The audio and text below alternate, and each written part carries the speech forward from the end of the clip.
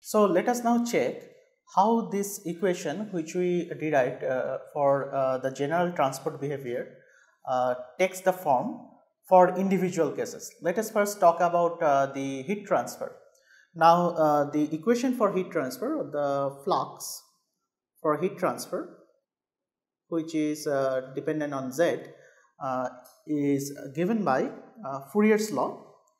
And we know that Fourier's law is basically the flux will be dependent on the temperature gradient.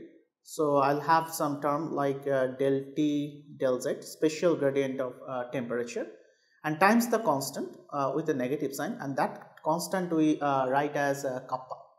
So this is the Fourier's law for heat conduction, where kappa is known as the coefficient for thermal conductivity. Now, using the relationship which we developed for Zz, the question is how can we actually get a mathematical form or some formula for kappa. Now, let me just rewrite the value of Zz. So it is 1/3 minus 1/3 average velocity times the mean free path and times the number density multiplied by the quantity that is being transferred and divided by spatial derivative. Now, here what is Q? Now, Q is basically the amount of energy, because it's a heat transport carried by every molecule. So it's basically heat transport per molecule.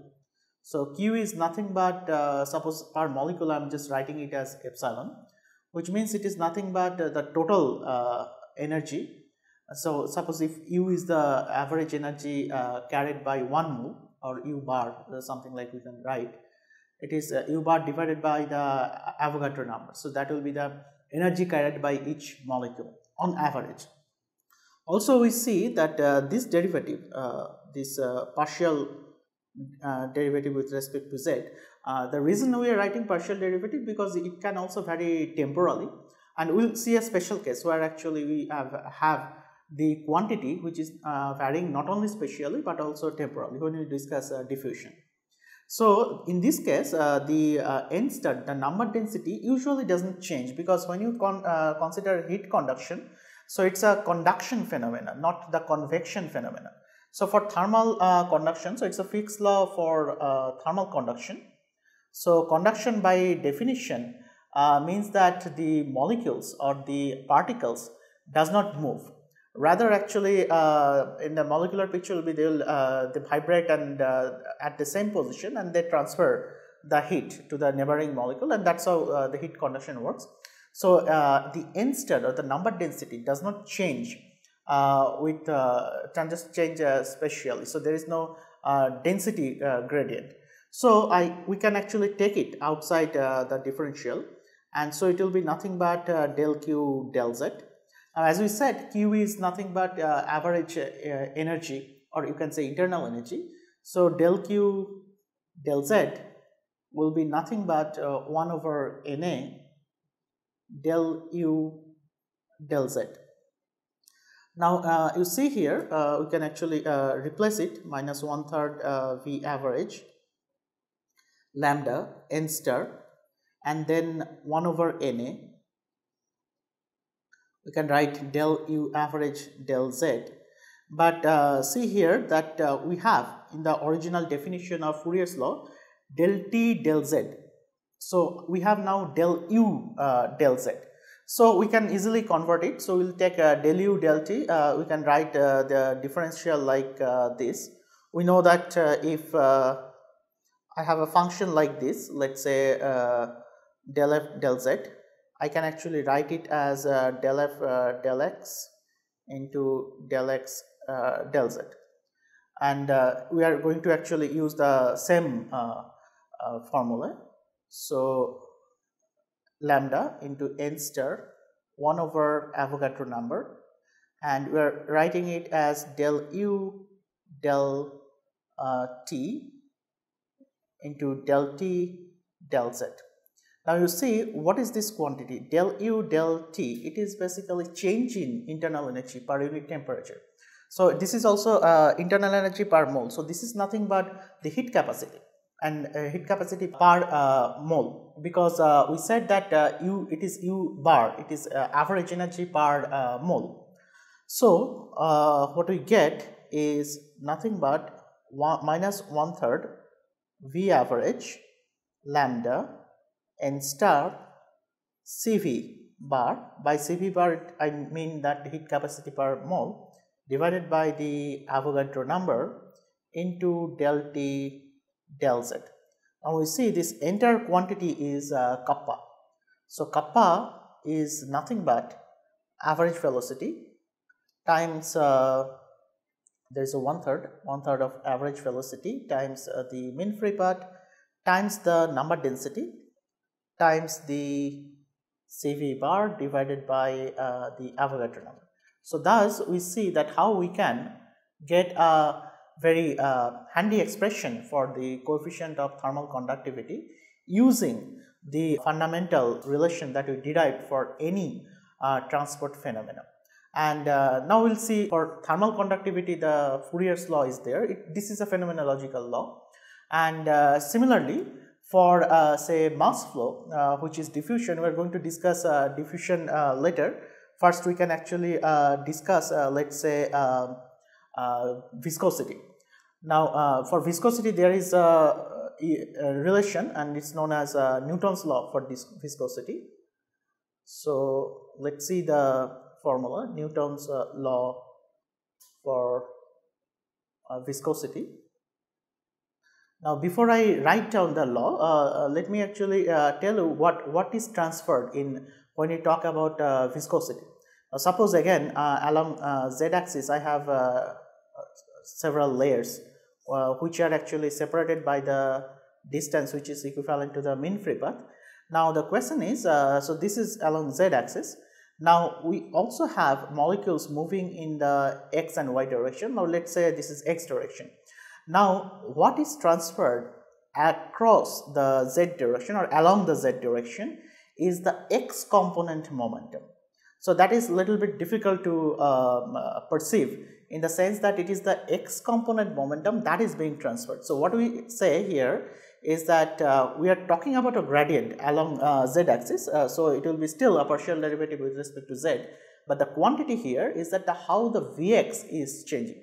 And if you remember that if that changes, like suppose a fluid is flowing, you have seen this kind of picture probably, and then we say that due to friction, suppose this is the wall of the container, and then we say that the layers of the fluid which are close by here will have a very slow velocity than the layer which are at the center.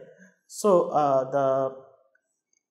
sometimes actually it is written like the fluid actually flows like this.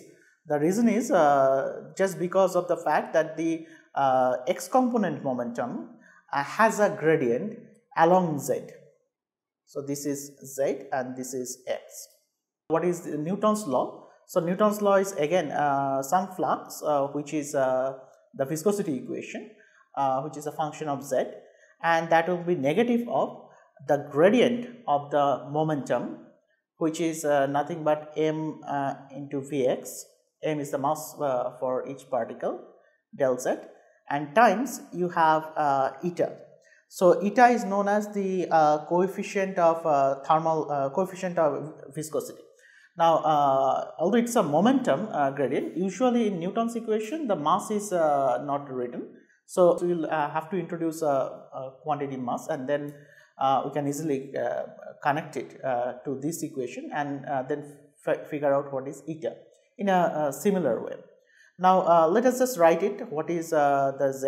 It is rather straightforward, the viscosity equation. So it will be nothing but, in our notation it is minus 1/3 You can go back and have a look. So it is minus 1/3 V average lambda,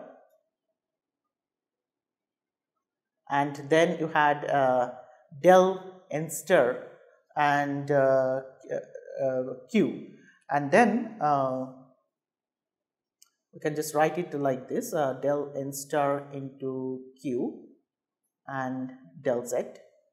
Now when the fluid is flowing, in this case also what is happening, the layers are basically parallel to each other, and that's why there is no turbulence in the flow, and this kind of liquids are known as Newtonian fluids.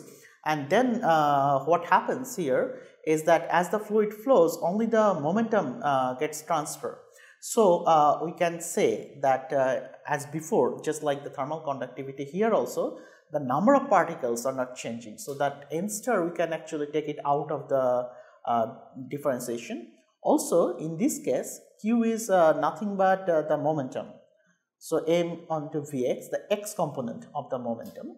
So we can readily see that it will be minus 1/3 V average lambda, and I have n star, and then it is del q del z, but remember that q is also m into Vx. So ultimately the m also comes out because it's just a constant, it's a mass of the mass of each particle. So you'll have del Vx del z. Now we can easily compare, but before comparing I will just make one more simplification. So it is minus 1/3 V average lambda, and then you see that n star into m, n star is number density times mass, so that we write as rho, or basically the mass density. So that's why I did not use the rho notation for n star into q in the earlier pages. So now you can compare and you can get a expression for the coefficient of viscosity, or viscosity coefficient. It is nothing but 1/3 V average, and you have lambda into rho. So thus we get another expression for another quantity, so which is the coefficient for viscosity, or a viscosity coefficient. So this is a viscosity coefficient.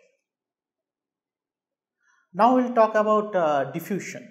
Now diffusion is very interesting, and it is a very well studied phenomenon. Again, the treatment we are doing for diffusion is a very simplified phenomenological description. Now for diffusion also, just like for thermal conductivity we had Fourier's law, for viscosity we had our momentum transfer, we had Newton's law. For diffusion we have Fick's law, and this law we will first write it as instead of calling it as a Fick's law, we will call it as a Fick's first law of diffusion. There is a reason why I am calling it as a first law of diffusion. Sometimes some texts will write it as a Fick's law of diffusion, some texts will write it as a Fick's first law of diffusion. So that says the quantity, in this case the flux, which is basically the particles itself, that is equivalent to the concentration gradient. Now this is pretty straightforward in this case, because if you just compare with our generalized equation, which is minus 1/3 V average lambda del n star q del z, and remember that in this case q is just nothing, q is 1, because it's the particles itself, how the n star is changing. So you can readily figure out what is d, and diffusion coefficient comes out to be 1/3 V average into lambda, which is very straightforward. Now the interesting situation will happen when we say that this quantity, which is Zz, so that also is varying with time. Why this happens? Because among all the examples we told so far, this is the only example where we talked about the n star itself has a gradient. So basically, and the particles are basically moving, or the molecules are moving. Now you can think that as suppose I had a high concentration region and I have a low concentration region, and particles are moving from high concentration to low concentration. Now what will happen over time is that as the particles are being moved, the high concentration or the concentration in the high concentration region will fall down and the concentration in the low concentration region will increase. So basically this del n star del z, that will be time dependent itself. So n star has a time dependent, or the basically the concentration itself has a time dependence. Now how will you incorporate this time dependence? Now there is a very easy way to incorporate it. Suppose again we'll consider 2 layers here. Suppose this is one layer which is let us say at a position along z, arbitrarily I am calling it as z, and there is another layer which is at position let us say z plus delta z. Now the question we are asking is that how many molecules are basically accumulating, how this n star is changing with time, that we can easily calculate by considering what is the net flux basically changing for the bottom one and net flux changing for the top one, and then if we take the difference from that, actually we can calculate how many molecules are getting accumulated in this region, in this volume which I have shown as a rectangular volume. So now the thing is that that you can easily calculate. So how do you calculate it? Let us do it very systematically. So let's say what I am saying here is that I want to calculate the delta n, which is the delta n star, because we are using n star notation per unit time. Now what it will be?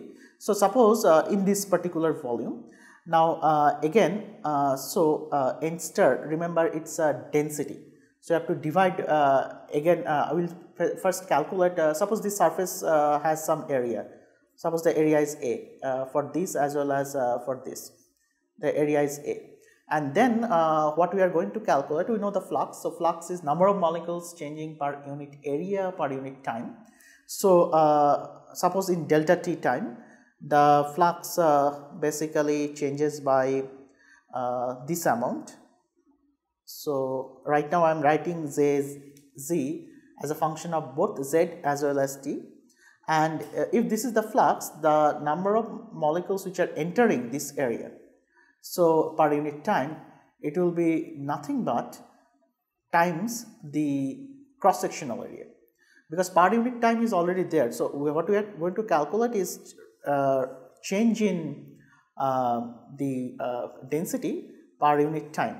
So this is basically the amount which is being gained, and we also have to divide it by the volume. Now the volume is nothing but A times this length, and this length is z plus delta z minus z, which is delta z. So this is the number of molecules which are entering per unit time, because per unit area we have multiplied here, and then I have to also make sure that number of molecules are also leaving through this surface, which is the surface which is located at z plus delta z, but there the flux is slightly different and at time t, and into if I just multiply the area, so that will be the number of molecules leaving that surface per unit time, because I have multiplied by already the area. So then if I divide by the volume, so that is basically the number of molecules leaving this total volume. So that you can easily reorganize, and you can see that this A cancels in the numerator and denominator. So what will be left with is basically the flux at z, it will be flux at z divided minus flux at z plus delta z divided by delta z.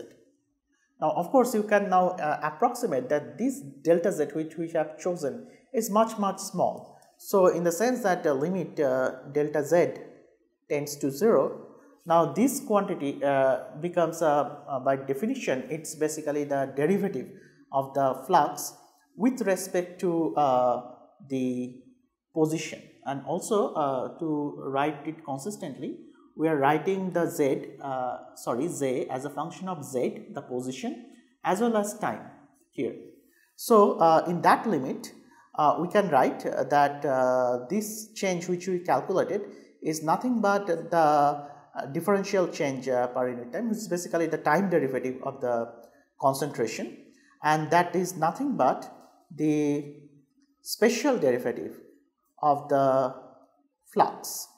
Now, if you note carefully that by definition, suppose what is definition of dy dx, we just write it that it is the value of y at x plus delta x minus value of y at x divided by delta x in the limit delta x tends to 0. Now, in the same token, you see that there is a negative sign because I am talking about z at a position z plus delta z, but with a negative sign. So it should be, there should be a negative sign here. But we know that this thing is nothing but the negative gradient, special gradient of this quantity z, but for z already we have the Fick's first law, which is nothing but this. So you already know. So let us just put it back. So what we will have is that there is a minus d into del n star del z. N star depends on z as well as t. We are just writing it very explicitly. So what we get ultimately, the time derivative of the particle density is equal to the second derivative of the particle density, and this is basically a second derivative in space. So this equation, this law is known as Fick's second law of diffusion. So Fick's first law actually talks about, connects actually the coefficient of viscosity. I mean, basically it says the flux as a function of spatial gradient, but as time progresses, the flux itself changes because the concentration gradient and the concentration itself is changing with time, because as the molecules move, the concentration must change with time, and so the concentration gradient changes, which means the flux itself changes. And so to incorporate that, we figured out it is nothing but the very nice equation that the concentration gradient with respect to time is nothing but the second derivative of the concentration with respect to space. Now, this is a very important equation in hydrodynamics, and it has a lot of like applications. And one interesting analogy, although this has nothing to do with this course, is that the time dependent Schrodinger equation, which is actually the Schrodinger equation. Schrodinger equation means it's a time dependent Schrodinger equation. So when you write it, you will see that the time derivative of the wave function is basically the gradient of the wave function. So it's basically the kinetic energy and potential energy, and kinetic energy has, if you write it more explicitly, so it's basically the Hamiltonian, and then we can write the Hamiltonian as minus h bar squared by twice m and del squared. Now del squared is nothing but the second derivative with respect to space and some potential energy acting on psi. Now if you look at this part, like on left hand side I have a time derivative, and on right hand side I have actually double derivative with respect to space. So that's why this is of course known as a Schrodinger equation, but Schrodinger equation is not exactly an wave equation, because what you do in wave equation, when you talk about, suppose you just take a classical sinusoidal wave, and if you talk about the amplitude as say psi, you will figure out that if you do the space derivative and the time derivative and use the definition of the velocity of the wave, then you will find that that wave equation will have something like del 2 psi del t2 will be equal to del 2 psi del x2 is some proportionality constant. It will be 1 over v square in this case. Yes, so v into x. Yes, so that's how it will come. But or it will be the 1 over v square in the other side. So it's a time derivative. Yeah. So then what you see here is a very interesting thing, that here actually on the either side we have double derivative in time and space. So this is the wave equation. But Schrodinger equation is actually, strictly speaking, although it is a wave mechanics, because we talk about the wave particle duality, and particles also have wave nature, and from that the entire thing stemmed. But I mean, like mathematically, the Schrodinger equation is more close to the fixed second law, where actually the first derivative in time connects it to the second derivative in space. So this is just to give you a feeling like how things are, although we are talking about very different physics here, but how things are connected. So so far whatever we have done is basically, let me go back. We derived the equation for the generalized transport, and then using this equation we said that we can always define a flux, that is the most important quantity, and this flux depending on the particular phenomena you are describing, the phenomena can be viscosity, the phenomena can be diffusion, the phenomena can be thermal conductivity, and you can actually get a coefficient phenomenologically. And using the analytical expression that we derived, you can actually get a mathematical formula for those coefficients, like we derived it for the viscosity coefficient, like we derived it for the thermal coefficient kappa, and also we derived it for the diffusion coefficient. And particularly for diffusion, we found that this quantity, that del n star into q del t, the n star itself, sorry, del z, the n star itself is changing here.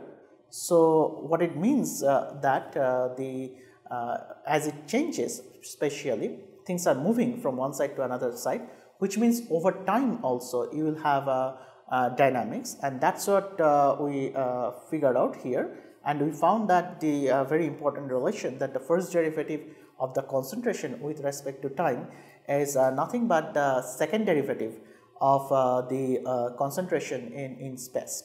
So we'll stop the discussion here, and in the next section we'll be talking about the transport properties of ions, which is slightly which will use slightly different treatment there, because for ions there are a lot of electrostatics involved, and then whatever we have studied, this diffusion coefficient of thermal conductivity, although thermal conductivity is not very necessary for our discussion, and viscosity, so particularly diffusion, those will be important when we will discuss the reaction dynamics in solution. So those things will be useful, and there actually will also talk about a little bit about the reaction between ions using the conductivity of the ionic, not ionic conductivity, it's basically transport of ions, a movement of ions in solution. And also we'll see at the reaction dynamics section, we'll discuss about the electron transfer reaction, but from a very different point of view, from the potential energy surface point of view, which is nothing but the Marcus theory of electron transfer.